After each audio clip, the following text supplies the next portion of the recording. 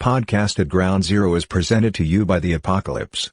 Because without the Apocalypse we wouldn't be doing this show.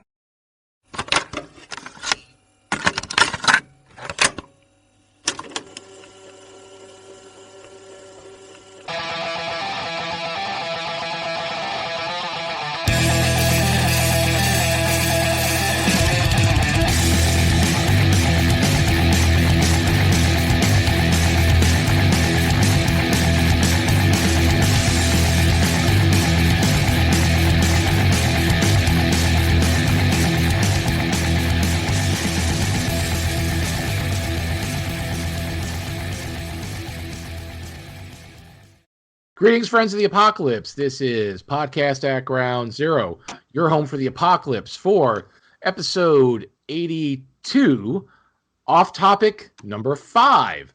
I am the Apocalypse Nerd, and he is Adam Bomb Clancy. Welcome to the Wasteland.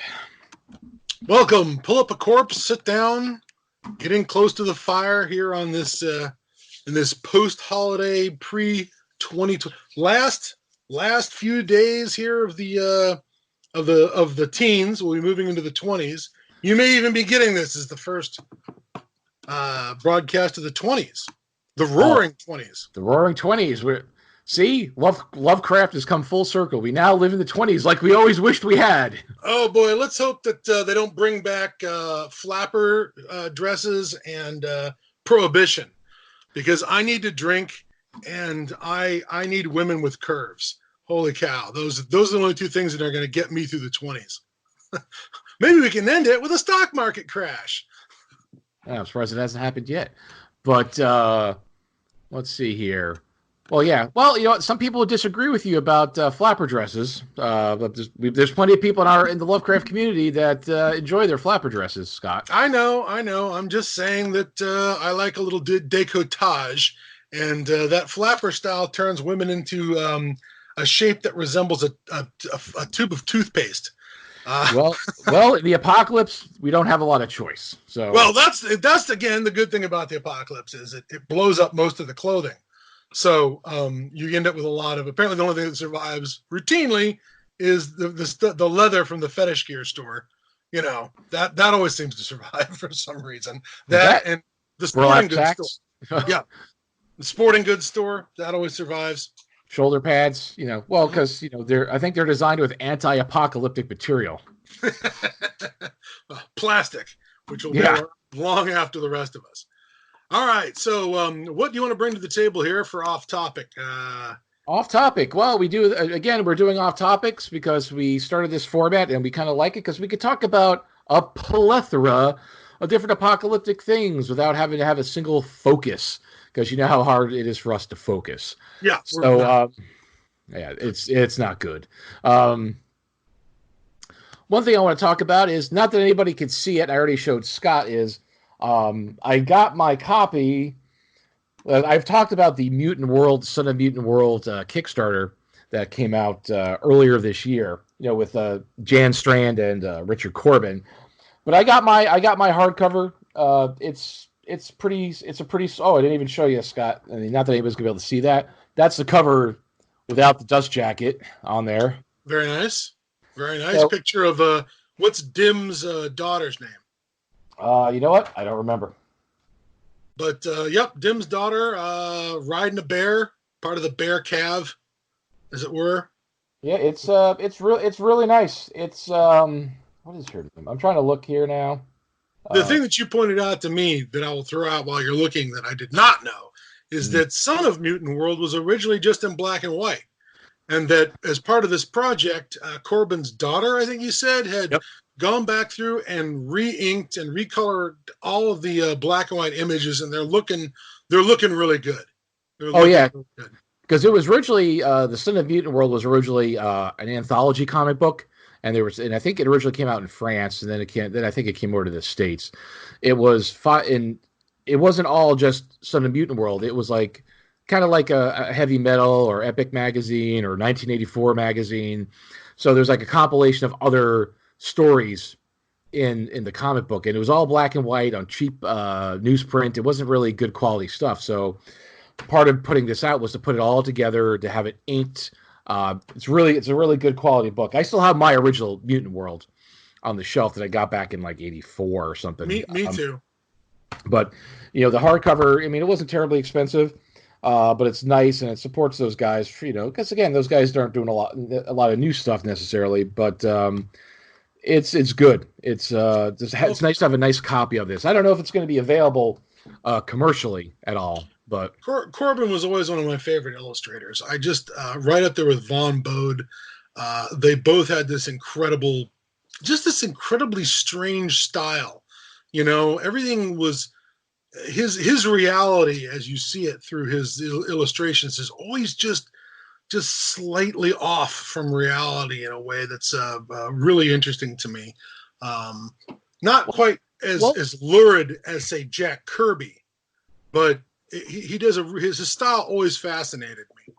But a lot of his stuff he bases off of using real people to use the base models. Like part of the back of the book has the covers and other stories and little bits of information about the origins. And a lot of the stuff he does, like a lot of the characters, he did poses, pictures of himself of those characters before he did them. So they're based off of, real physical, people. It's not just, he didn't just make them up. He like took a picture to create the character. So he, keeps the proportions and lifelike imagery. Like, even though it's kind of off, it still looks realistic, Yeah. Yeah. And again, it does have I don't know, it's like it's both photorealistic and then at the same time slightly skewered. I guess it was some of his art and his use of color reminds me of like if Mike Mignola, who did Hellboy, if his illustrations were somehow done as plush or soft. There's a Mignola stuff always has this very angular, sharp edge to everything, to his world, and Corbin doesn't. He is the exact opposite. It's softer. You're right. Yeah. And it reminds me of a world made out of soft sculpt objects. Even a rifle almost has a feel to it, like it's not like the kind of slashing illustrations that you would get from a guy like Jack Kirby or Mike Mignola. I'm happy to see Richard get another $1 in his piggy bank, because he has done nothing but turn out good work for decades. Oh, he's done a lot of stuff. He's known for Den. He's done. I think he even did a Lovecraftian thing too. Was it called Dagon? There is a thing he did recently that was kind of a fall of the House of Dagon or something, or that was that I did not pick up, unfortunately. I was going to mention he did the Punisher story, The End, which is the bombs have dropped and the Punisher emerges from his bunker once the radiation levels have gotten down to the point where he can survive his last mission.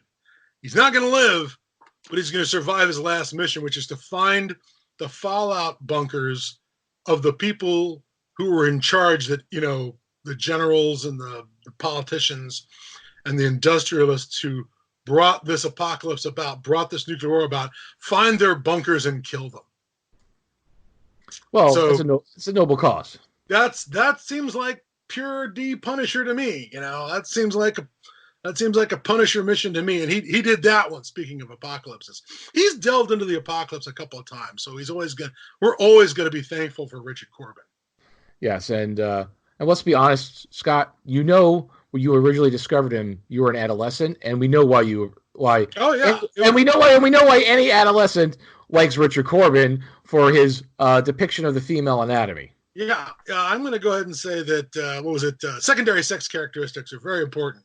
I remember, I think the first thing I saw that was Corbin was the cover he did for the first issue of 1984, which is the naked woman tied to the rocket that's taking off, in a kind of it kind of reminds me of like a Salem witch trial or Salem a witch burning, like they're tied, with this all the fire below with the rocket taking off. But yes, all the chains are appropriately placed so that you can sell it behind the counter at 7-Eleven, is I think where I saw first. But yes, it was Boobies Ahoy with good old Richard Corbin from the word go. Yes, I have to say that besides, post-apocalyptic mutant world, I think that also was something that, again, an adolescent said, hey, this is neat. Well, I always Richard was always very equal opportunity with his oversized nudity. Yes, he was. Honest. Yes, he was. There was this hilarious interview that I read from him in some copy of Heavy Metal I have, where the interview wants to start talking about Corbin's homosexuality, and Richard's like, wait, what? What do you mean homosexuality? And he says, well, you draw these enormous penises. He's like, I draw enormous boobs too. And he's like, yes, but you wouldn't draw a penis unless you were gay. I mean, that seems to be like the interviewer's, main focus is, well, you wouldn't draw a penis unless you were gay. That's just impossible. I'm like, he was an equal opportunity sexual exploit. Okay, sexual exploitist. Yeah, I think that's a fair description of Richard Corbin. Yeah, you got big boobs and nudity, but you got big everything and nudity on both sides. Oh yeah, you got dicks you could trip over in Den and some of those stories. Yeah, you just watch your feet when you're running through Otherworld. Trying to stop the minions of Cthulhu spelled backwards. Or what was it from Heavy Metal the movie? No hair, big. One of John Candy's greatest roles. Truly, right up there with Uncle Buck. I miss John Candy. So, what else have we got for our off topic besides your new Mutant World books? Mutant World. Well, let's stick to Kickstarters for a moment. There was previously. You're familiar with the board game franchise Zombicide? Absolutely. Daniel Gellin, a friend of mine, loves painting those miniatures, and they have a Walter style miniature, so I feel included. They came out with one of their it is Zombicide standalone game, not another expansion, an endless expansion, for a short Kickstarter, which is gone. But you could also do a late pledge or wait till it comes out in retail. They did a Night of the Living Dead version. Now that's the original Romero Night of the Living Dead, correct? Not the Tom Savini remake. Nope, based off the original, and it seems like they've done some tweaking to make it fit the genre better. It's because it's more of a limited game. I think there's like an hour. They say it takes about an hour because it's basically you got to survive the night, see if you can get through you're in the house and you got to work together. So it's a straight siege scenario. Players are cooperative, correct, versus the game. Correct. Yep, they tried to recreate the Night of the Living Dead scenario there. So I saw that. I backed it for. I only backed it for $1 because I wanted to decide whether I wanted to back it for the Kickstarters for the couple of exclusives or just wait till it comes out in retail. I'm not sure what I want to do yet, but it's supposed to come out next fall. But it's Simon Games, again. So Zombicide. So I haven't bought the other ones, but that one interested me because it's standalone, doesn't need any of the other stuff. Good. And it's a siege scenario, Night of the Living Dead. I could get behind that. So who are the playable characters? Because I noticed that Barbara's brother is actually included as a possible playable character. Yeah, they basically get everybody involved. He's playable. He's like an exclusive. The sheriff, the deputy. They got to give you a variety of characters. Okay. The core game doesn't have him, but the Kickstarter exclusive stuff has some additional characters. So okay. Cool beans. So it's not straight up, exactly like it because they have what they call Romero mode, which is kind of like them weak and scared, but as they could kind of get more powerful, like a Zombicide mode, so they could kick ass more, but they could easily go back to Romero mode again, so they could go up and down. So it seemed interesting and seemed more like, because all the other ones are these big elaborates and, expansions and this and that. It's like, I liked how it was finite. It's like, you're at the house, you got to survive the night.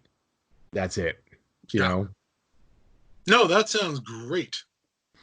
Was into that, and there's currently a Kickstarter for this the Starship Warden. So if you've heard us talk about Metamorphosis Alpha before, James Ward worked with, I can't remember the artist's name, but they worked on it for like 2 years. They and Troll Lord Games, who does what is it, Castles and Crusaders. Yes, okay. They are doing the Kickstarter for this. James Ward worked again with the artist. It's Chris something. I don't remember. I guess I should have pulled it up here, but you can just look up the Starship Warden Kickstarter. It's they have mapped out completely all 17 levels of the Starship Warden, the dome, and the between decks, completely mapped out. Jesus, the entire ship, everything. Now there's been a lot of confusion. Now, is there a guide to go along with the map to tell you like a numbers on all the areas of what this area is or what this corridor is, or it's like a 600-700 page reference book. Basically, that's what it is. Oh my Lord, that is some top shelf nerding. You go to level 1, and it shows you a big map, and then as you continue through, it shows a breakdown of each of the little sections on level 1. Then you go to level 2. So it's more of a reference guide to the whole ship. There are some other the backer levels are kind of weird, because it's like, oh, you just want the digital copy, or you want a physical copy but not a digital copy, but then you have to add it on. Whereas a lot of Kickstarters will give you the digital with the physical. Mm-hmm. They didn't do that. But then there's going to be an all digital, and there's some really expensive levels which I'm not behind because it has all this extra stuff that I don't want. But they have some stuff that they're going to do for add-ons, like digital maps, so you can have like print out the maps, so because having one big reference book is great, but it's like, well, I can't really work off this for the maps. I need other copies of the maps. So yeah. But they said they're gonna change stuff up and put some digital packages together with all the digital stuff, all the map packs, and there's some adventures. Because the big thing is it's set in their universe, which is, I think, I'm trying to remember what their universe is, because they use Siege. Oh my god! You know what? I have to look this up now. I'm sorry. Hold on a second. We can always edit this part out. I gotta look it up now because it uses their system. They have a fantasy, a space setting for their fantasy setting. For their they have a space setting. It's called. Let's see. All right, so they have a space setting. They came up with fantasy rules originally. Yeah, and then they have the Starship Warden. Yay! Okay, I got it pretty quick. It's I think it's Star Siege is what it's called. Mm-hmm. Yeah, it uses Star Siege RPG, which is a Siege Engine game, because I think Siege Engine is their core system. Okay. So Star Siege is their space setting, kind of like their answer to like Traveler kind of thing. So or Star Frontiers. Yeah, Star Frontiers. So they've kind of set it in that universe, not the Metamorphosis Alpha universe. But the problem is the Warden is Metamorphosis Alpha and vice versa. Mm-hmm. Mm-hmm. So there's been much confusion on what they've posted here about what are the rule sets. But according to James, who's posted on Facebook a couple times because it's very confusing, is that apparently both sets of rules are in the book. Okay, so there will be old Metamorphosis Alpha rules and the new rules from their proprietary rules that they own.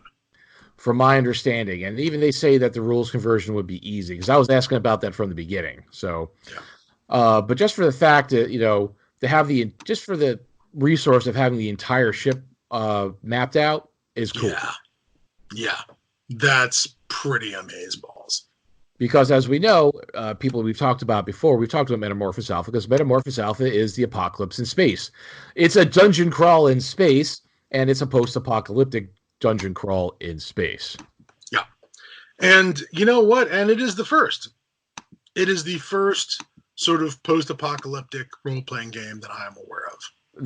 I think it's even credited as being the first science fiction role-playing game. Yeah. I think you're right. Setting it in a kind of Orphans of the Sky setting. I really think you're right. I think it is the very first sci-fi role-playing game. Because it predates Traveler. Predates Scam World. Yeah. What else was there? I can't think of anything. I mean, Mark Miller's in there pretty goddamn quick with Traveler. Yeah. But I think Metamorphosis Alpha is first.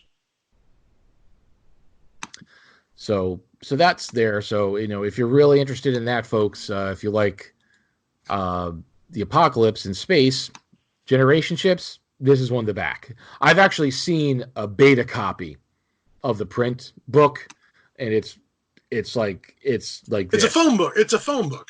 It would be considered a tome. That's what I want. Is a tome. It's pretty big. So, but there's gonna be some modification. I'm just waiting for because there's so many add-ons and stretch goals, and I'm waiting for the dust to clear so they redefine their digital levels, so I can just pick and choose what I want. Because I really just want the core book and the maps. I don't need all the extra adventures. I don't want all this. I want the book and the maps. That's it. For me. Yeah. Well, that sounds like it's worth the price of admission.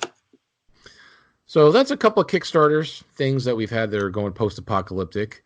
Let's see. Oh, I'll just add one more thing. Then we can start talking about some movies and TV we've run across. In the past, folks, we had Benjamin Wallace on, who did the Duck and Cover Adventures, which were a tongue-in-cheek post-apocalyptic book series, starring the post-apocalyptic nomadic warrior. There was 4 books in the series. He is now finished and published Crossroads of the Apocalypse, which is the latest in that series. So I've read all 4 of them, and I enjoy them. They're tongue-in-cheek. They're very lighthearted. They poke fun at all the post-apocalyptic tropes.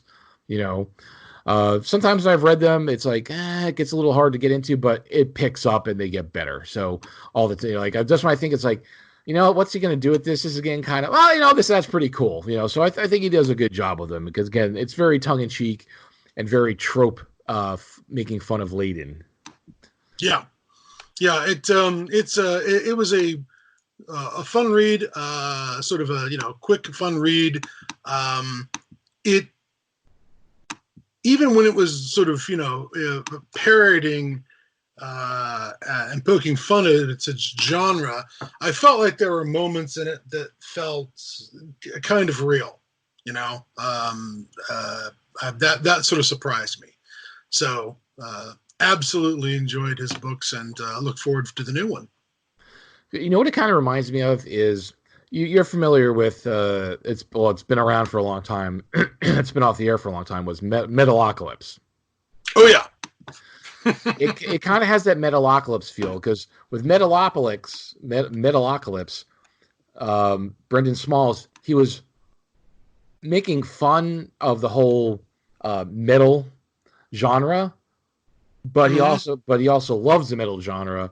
And so like he made fun of it, but it was an homage to it though. Like he was making fun of it, but in a kind way, and made it funny without being insulting to it. The post-apocalyptic nomadic warrior series is like that. Like he's making fun of all the tropes of it, but he does it in a loving way to where it's a good time, and it's not like he's not like putting it down. He's like he's embracing and saying, hey, you know what? We could laugh at ourselves. Yeah. Yeah, it's always worthwhile to embrace your own ludicrousness. I mean, rather than get overly, protective and serious about it. Take yourself too seriously, and that just gives them opportunities to actually land a punch. So yeah, I agree that it has that same kind of love for the material as it does for and acknowledging the tropes of the material. It's a really worthwhile series. And I picked up some copies of it both on what's it called? Electronic format, Kindle, and through ebook. I was going to say on Kindle is the version I use. Well, it's still an ebook. Yeah, and Audible as a Audible format as well. Really worth your time. He's got some of his stuff bundled, so you can get it really cheap. So cool. So that's what I got for now. I know Scott's got some stuff too. He's bookmarked. I have bookmarked some TV that's been going on. Some series television. One that is not going on anymore, and one that just won't stop. First of all, I noticed that I kind of gave up on American Horror Story. I mean, American Horror Story, I guess, people are like, oh, it's the greatest thing in horror.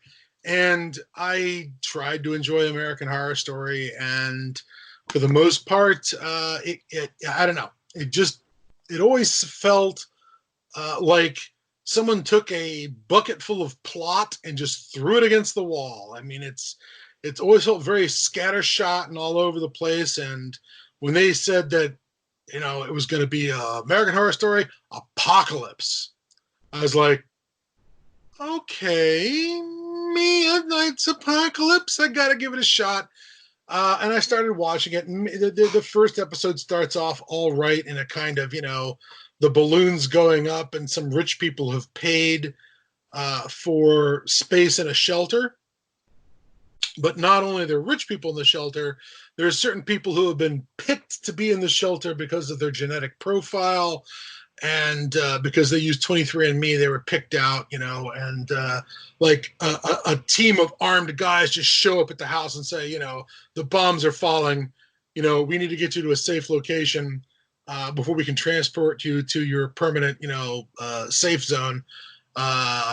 You got to come with us now, or we're leaving, without you. And we'll go and pick up the second person on the list. And that was sort of interesting. But ultimately, it just turned into the problem with American Horror Story Apocalypse is it very quickly turned into American Horror Story, which was just about a whole bunch of really catty people being really shitty to each other for no readily apparent reason. That I'm supposed to wait till the end of the season to somehow get a reward for having watched these people be terrible for 10 hours or so out of my life or whatever it is. And I gotta admit, I just gave up, especially when they stopped being in the apocalypse and started jumping back in time and showing things that happened before and sort of linking this up into other seasons of American Horror Story, particularly the one about the Coven in New Orleans. And I'm just like, okay, you win. I will stop watching. They shook me off. All right, I could not stay on the bull for the full 8 seconds or whatever. And so, yeah, it just didn't work. Now that's on Netflix. Also on Netflix is a series that is not getting a second season called Daybreak. This is the high school apocalypse. Yes, I got through 2 episodes of that. Okay, they break the fourth wall all the time. They the main character, talks to the audience all the time. It's like Ferris Bueller in the Apocalypse. Yeah, right down to having good old Matthew Broderick as the principal of the high school before it gets nuked. And it's Apocalypse is high school as post-apocalypse. All the jocks have formed an army of raiders. Other groups from high school have joined cliques. The Cheermazons, who are now radical feminists who just murder every guy they run into. And all the adults have turned into ghouls. What do they call it to the adults? Ghouls or something like that? I don't remember. They had some specific name for that. I think they called it because that all adults are just wandering around mumbling like the last words that were in their head before they got zapped by the chemicals or the radiation, and they murder things and suck the blood out of them, sort of like vampires, but more like they're zombies. Adults are their zombies. They're sort of cannibalistic zombies, except they're alive, not undead. They fill that niche. And Los Angeles is how is it, boutique blown up. Do you know what I mean? It's a comfy apocalypse, right? There's not a lot of talk about where your next glass of water is going to come from. There's not a lot of talk about radiation. It's just various. The thing is just set up to do sort of comedy and sort of high school drama, but acted out on a post-apocalyptic stage, and that doesn't make it bad, at all. I enjoyed it, but I didn't drive straight through it. Right? I have not finished it. I intend to. I got maybe a couple more episodes. I really enjoyed the Matthew Broderick material. He is really good. But yeah, it's not like Watchmen, which I just, devoured almost in one go. I mean, it's hooray, Netflix made a thing. They're not going to get a second season, which is probably just as well. But, it's I enjoyed it, and I'm still enjoying it. Your mileage may vary. Our last Netflix thing is, of course, the German TV series. Well, just all about Daybreaker. I'm sorry. You saw 2 episodes. What do you remember from it? It's definitely tongue in cheek, definitely like high school apocalypse, So that's what I had a little trouble. It's a little too young adult. You know what I mean? Not that there's anything wrong with young adult stuff. It's just that neither of us are young adults. Oh, you know what, though? I got to give him credit for one thing that I always wanted to see in a movie or a TV show or whatever, where the main character gets bitten by one of the ghouls on the finger or something. And he's like, or his hand or whatever. And he's like, he's got to cut. I got to cut my hand off. So he gets his shitty katana, which is not just a shitty katana that you got in a head shop, but it really is a shitty katana.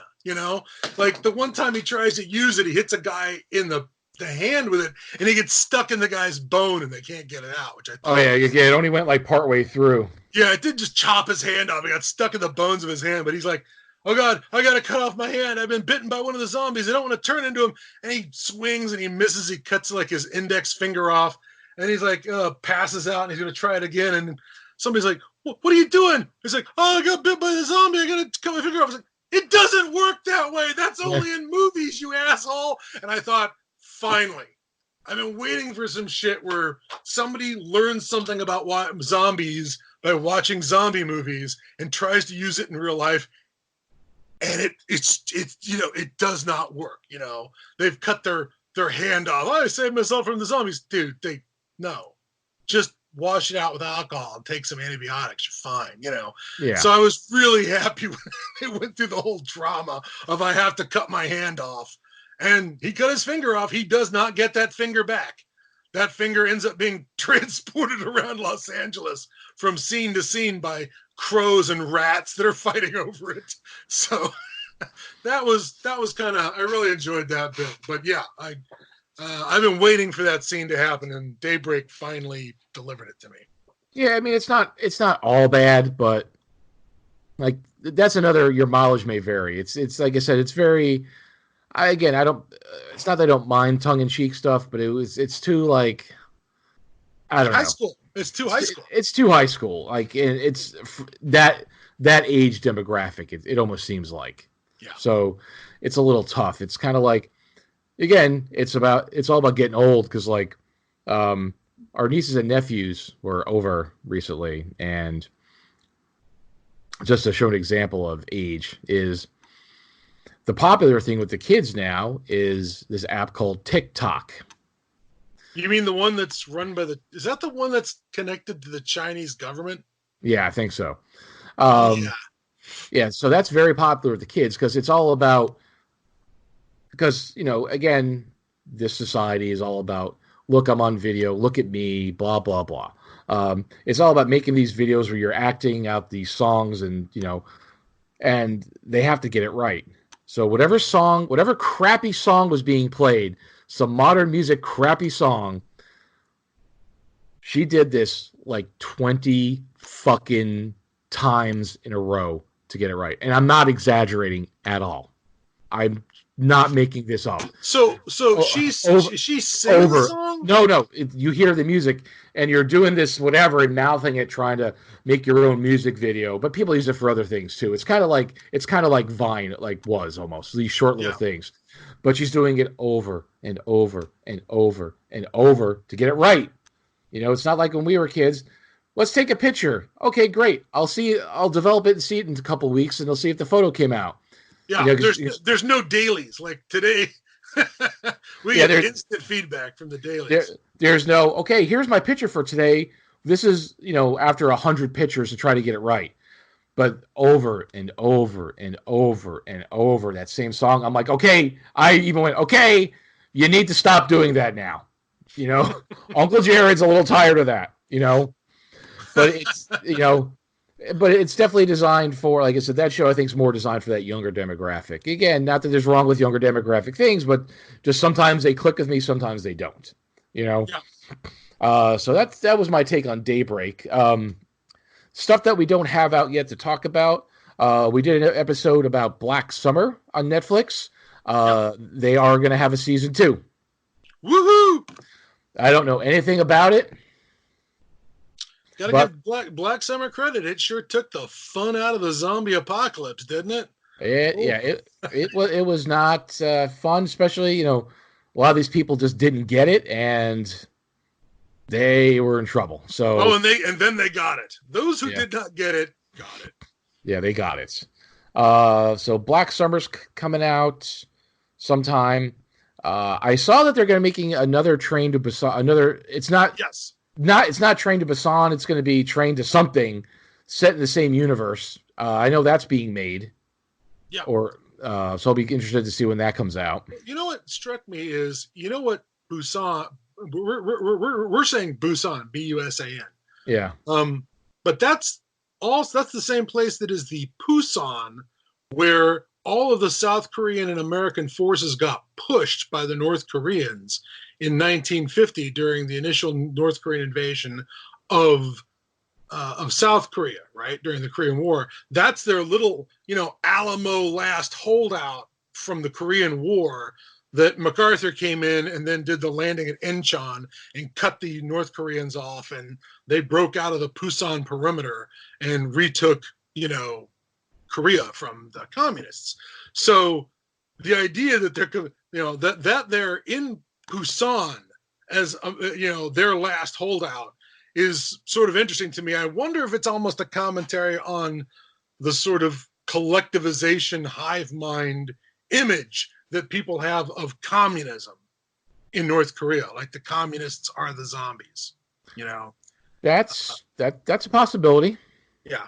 But yes, there's going to be a new movie from the last Train to Busan universe, which God knows I'm happy about that.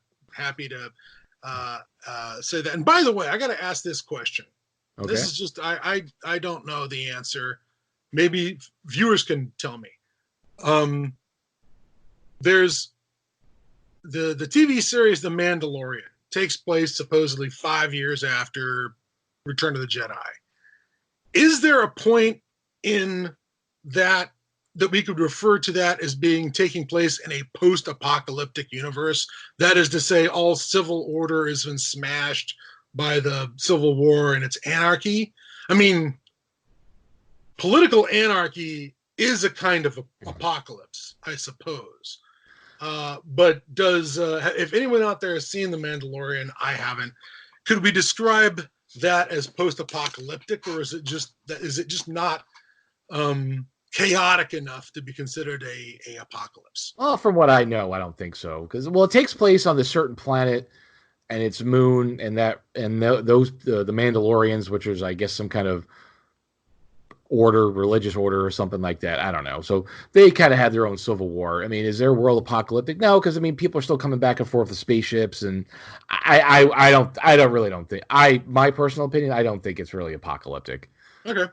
All right. Just wondering how, because again, something like Isaac Asimov's Foundation series to me strikes me as an apocalypse series. It's just a galactic apocalypse where technology goes backwards and sciences are lost and worlds become isolated and revert to, from spacefaring to industrial to pre-industrial civilizations because they've destroyed the political order in the universe. That could be considered maybe a post-apocalyptic setting, even if they're still rolling around in spaceships, much like the Gene Roddenberry's Andromeda series was post-apocalyptic in that there was an apocalypse on a galactic or spacefaring scale, much like, was it 66 Worlds?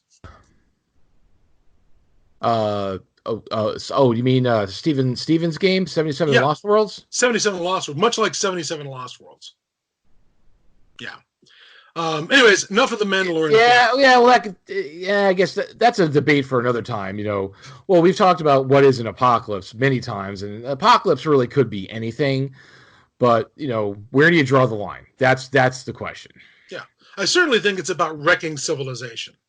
It's about wrecking the order, whatever it is. You can have, and frankly, in some ways, you can make the argument that Robert E. Howard's Conan stuff is set in Hyboria. In the Hyborian Age. And the Hyborian Age is the age that follows the destruction of an empire that ruled all of that continent through dark magic. And their ruling class are wizards, and they had some sort of apocalypse, a magical apocalypse that destroyed the ruling order, destroyed civilization, destroyed most magic, which is why it's so rare in the Conan stories, and sort of turned that once mighty empire, the Acheron, I think it's called, into scattered kingdoms of Picts and Cimmerians and Aesir and Stygians and things like that. But anyways, that's sort of a post-apocalyptic setting in a sense. Well, I've also read that the Lord of the Rings is kind of supposed to be a post-apocalyptic world. That's a good point. It's what rose out of that. The same thing with it's very depopulated. There's actually a lot of Middle Earth and not so much civilization in it. Not so much cities and roads, and you know what I mean. It's heavily depopulated by the fall of Numenor and the end of the Second Age. So that's probably not a bad comparison. Yeah. Also, what else is considered another fantasy setting that's? I was going to say it. Now I can't remember. You said Conan. Yeah. Lord of the Rings. The not Terry Pratchett, but Shannara. Oh, I was trying to avoid that, but did you block that one out? Yeah, I read the original trilogy, and reading those books makes me wish I was illiterate. But that's a post-apocalyptic. It's fantasy, but you know what? I didn't pick up on when I read those stories. I didn't pick up on there was some kind of past technological civilization, and that's what rose out of it. I didn't pick up on that at all when I read those. I read Sword is the only one I read. I never got that as a kid. But apparently that's what it was. But isn't also what else is considered? I was going to say, if you want to go fantasy, the dark TSR's Dark Sun settings was was apocalyptic scenario to an extent, because the magic burned the world. You could also even say the Lankmore books, Fafhrd and the Grey Mouser. I think those are kind of, I think that's considered post-apocalyptic kind of, but I could be wrong on that one. For something tells me that there was some earlier age that has fallen to ruin. Yeah, I think so. Well, hell, Lord of the Flies is post-apocalyptic. Yeah, But speaking of TV shows, I want to get the last. Oh, yeah. You know what? I think I think we've just found our next episode. Defining the apocalypse. We've talked about it to some extent, but we could really talk about it at length. So I think that's going to be one of our upcoming episodes is defining the apocalypse. Yeah. What counts as post-apocalyptic? And anyways, the last TV show I mentioned on Netflix is Dark. German series, started back in 2017. They're 2 seasons in. It is essentially a very bleak and uncomfortable show about time travel. Yes. And the time travel, as people move back and forth in the story in their own timeline, affecting the past, which creates the future, creating paradoxes where this event can't happen in the future unless the same person in the future goes into the past to initiate it, is really, it's a good mind twist. It makes time travel scary and uncomfortable and unpleasant, because time travel may demonstrate that we have no volition. We can't change anything, no matter how many times we go through time. Because it's cyclical. It's like it just circles. Like what X happens because of Y happens because of this. But the problem is, it gets to a point where it's a constant circle, but it had to start somewhere, and you don't know where the starting point is. Yeah.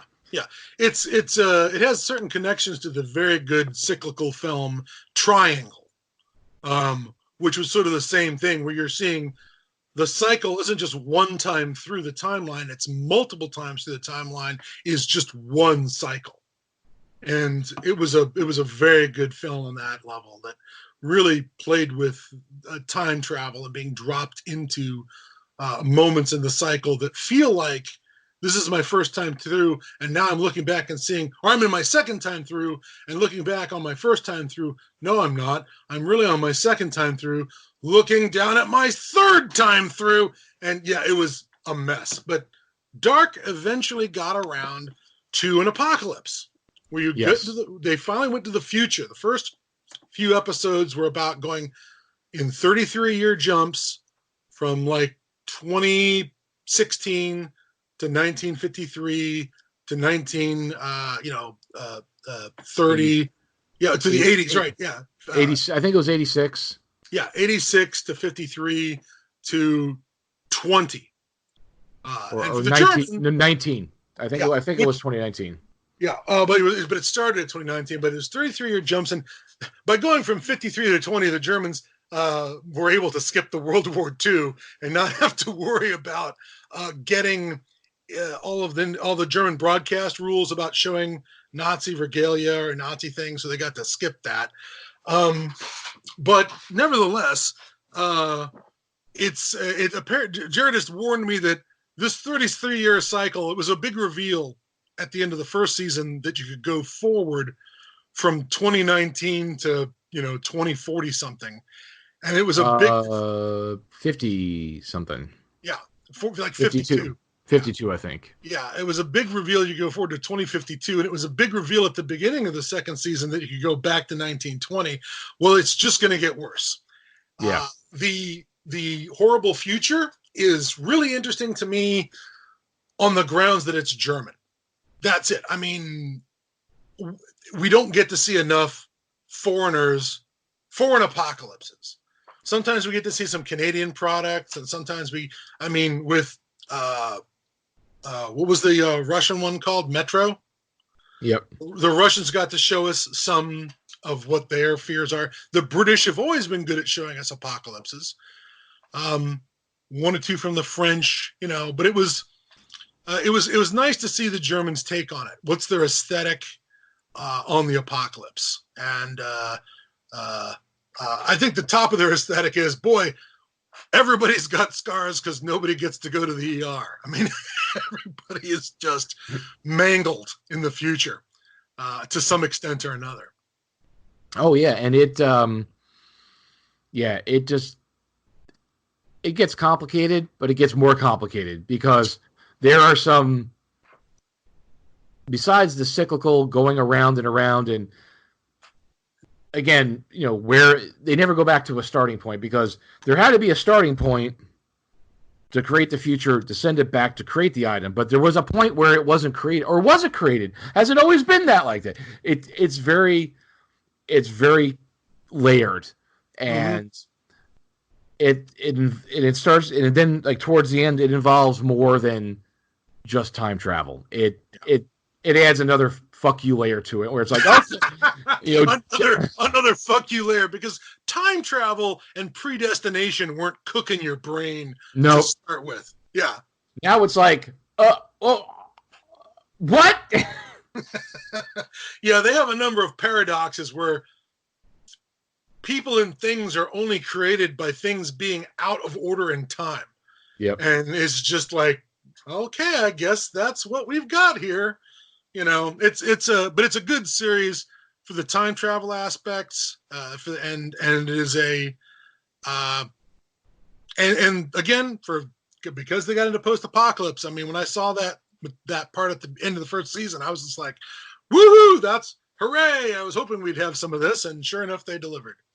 So, and it's ultimately leading towards almost seems like an ultimate apocalypse, like an end of things kind of scenario. So, we'll find out what happens when season 3 comes out, which probably won't be till probably late next year, But it is supposed to be the final season, and then it's over. Yeah. Yeah, they can't keep doing that because it hurts. Yeah, it already. Yeah, they're running into each other on the time stream at different points in your life, and having the other side of the conversation you previously had, or experiencing the other side of the conversation. Yeah, it's rough. Yeah, or like, family lineages become complicated. Oh yeah, that's bad too. And even in the future. Well, how far are you into season 2? They just took Jonas when he was trying to mess with the God particle. Okay.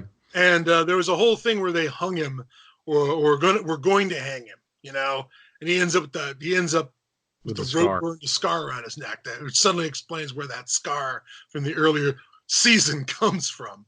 Oh, but that's just where I left off. Okay, yeah, because you see more about the person who's in charge, and like, oh, that's who that is, and oh, that's how they got there, and the little deaf daughter from it's oh boy. Yeah, folks, we're talking here, and we're getting some spoilers out, but don't worry, it's not going to spoil anything. Oh my God, there's pretty much a fuck you. You don't know what's going on per episode. They know you're watching on Netflix. They know you're going to go back and rewatch it to go, wait, where did I? Hold on. Yeah, it's spaghetti. Time is spaghetti. Yeah. So that's a good one to watch too, folks. I know we've mentioned that before, and I mentioned one series on Netflix called The Rain. I think was that German or was that Sweden? I think. Oh no, it's Danish. Danish.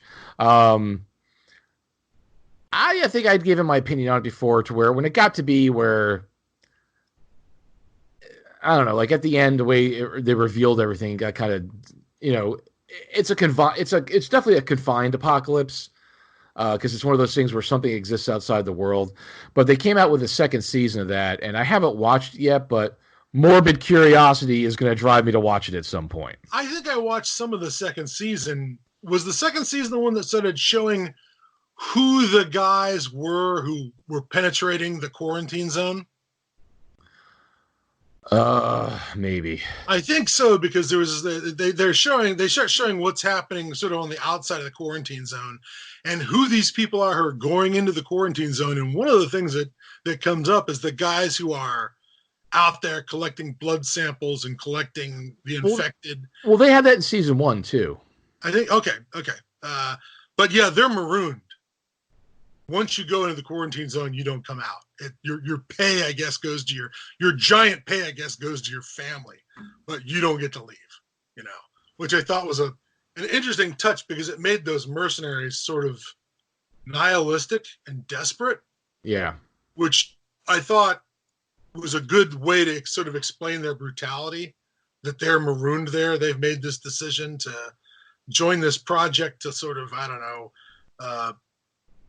save their family's fortunes or whatever, but it's almost like committing suicide. Yeah. There's no going home. That's it. Yeah. Yeah. And so I did like that touch of the series, that going into the quarantine zone means that you are you are lost forever to the world. Yeah. Anyways, yeah, The Rain has got a second season out, and I definitely need to look at that. That had some, in some ways, that felt a little more young adulty than. Yeah, that did too. That definitely seemed young adultish. Mm-hmm. But on the other hand, it was also horrible, brutal, and ruthless. You know, At the same time, whereas I don't think Daybreaker had that same. Daybreaker definitely took more of a tongue in cheek approach. Yeah. Not ruthless, not ruthless at all. But yeah, the Rain series definitely shows what happens when you refuse to shoot the sick person. There's that one moment where the guy who's in the Danish military just can't bring himself to shoot the woman carrying a baby, and she gets, and when he gets back to his military camp, everyone's been killed by the disease. Yep. Because he couldn't pull the trigger. The horrible cannibals, Yeah. that was the people scrounging in the ruins of Copenhagen. There's plenty of nasty, brutal stuff. They kill characters at the drop of a hat. Yeah. But in some ways, it also felt kind of young adult. I don't, which is a weird combo. Yeah. Because part of me, it's like, oh, this is kind of brutal. Then it's like, oh, look, it's, I don't know, the Babysitter's Club. Oh, it's not that bad, but you know what I mean? But a lot of it's like, it's like, I don't know, would you say Apocalypse 90210, but with brutality? Like a lot of. There is a certain of that, and part of it, I think, is related to the fact that one of the primary kids, the kid who may or may not have been engineered as a carrier or something, is super immature. Yeah. Because he grew up in a bunker for 8 years or 7 years? Yeah. He was only like 7 or 8 when it happened, I think. Yeah, so him being 16, he spent all of puberty in a bunker with his sister, getting bossed around in, I don't know, however many hundreds of square feet. So his behaviors are weird. Yeah. But they're understandably weird. I'm willing to accept that he's making immature and childlike decisions when he's almost an adult. Because he hasn't had the same experiences. Yeah, he's got the Roy Batty problem where he's only got the time, only got a 3-year lifespan. But on the other hand, it's still worth a look because holy shit, it's a foreign apocalypse, and I always want to know what other people have imagined in this, what they've come up with, Yeah, so it's not bad. It's like I will eventually check out a second season, just not right now. So what else have we got for being off topic, sir? I think that's all I really got for the moment. I got one more. Have I mentioned Hearts of Iron, Old World Blues? I want to say yes, but speak so we can see if it jogs my memory. There is a game made by Paradox Studios out of Sweden, I think they are. They make a bunch of sort of games that are a little like Sid Meier's Civilization, but are a little more abstracted than that, and are always about they did Victoria, which was where you could play any Victorian era nation like the British Empire or Texas or or Manchu China, and you could play out an alternative history all the way up to 1920. They had another one that was similar to that, which was about the Renaissance, where you could, be Saxony or Prussia or England or Ireland or whatever. And now they've got one called Hearts of Iron. It's very successful, which is your World War II game, where you can choose how to manage your resources to develop technology, which technology tree do you want, and all that kind of stuff. Well, that wasn't good enough for the nerds. Nerds went out and built mods for Hearts of Iron. And one of the mods for Hearts of Iron that's been created is something called Old World Blues, where you can play the nations of Fallout. You can play Caesar's Legion or the New California Republic or the Brotherhood of Steel. There's an extra mod that goes back and adds the Enclave in. You can play the Great Khans or one of the other tribes out in the American West, and and you can expand your tribe and have sort of development and technology trees like you would in Civilization, but it's in a post-apocalyptic setting. And gotta love that. You gotta love that. So I don't own Hearts of Iron because I don't have a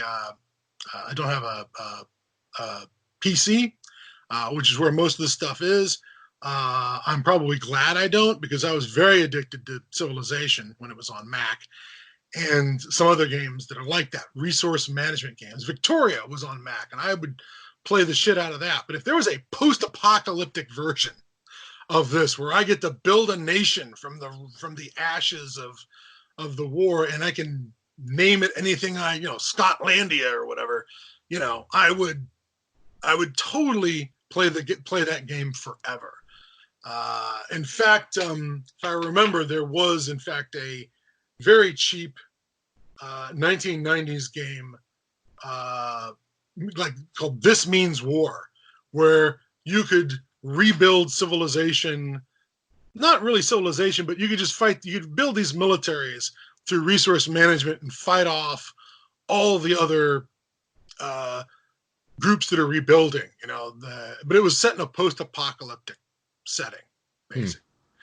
But it was less like Civilization and more like games like Red Alert or something like that, or Tiberian Sun, But anyways, yeah, that I bought it because it was post-apocalyptic. And if there was a post-apocalyptic version of Civilization, yeah, I would be in.